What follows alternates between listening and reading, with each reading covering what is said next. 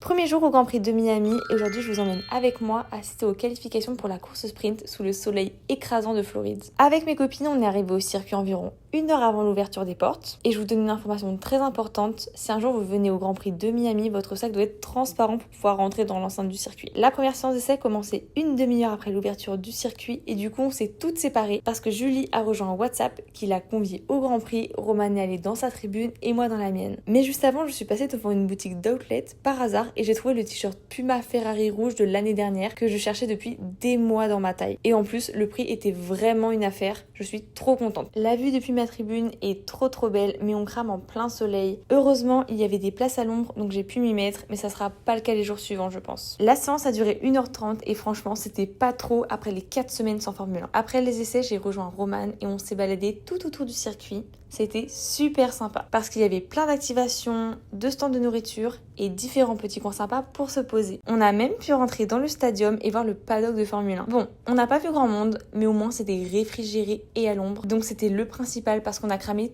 toute la journée en plein soleil et on n'en pouvait pas. Après, on est allé assister aux qualifications de la course sprint au virage 1 et c'était trop bien. On n'a pas vu le temps passer, mais le point positif, c'est que j'avais une des plus grandes fans de Lando à côté de moi, donc c'était très joyeux comme ambiance. Et ensuite, c'était au tour de notre pilote préférée, Julie, de prendre la piste pour un hot lap avec Pirelli. Et de ce qu'elle nous en a raconté, c'était vraiment une expérience extraordinaire. Donc j'espère pouvoir expérimenter ça un jour aussi.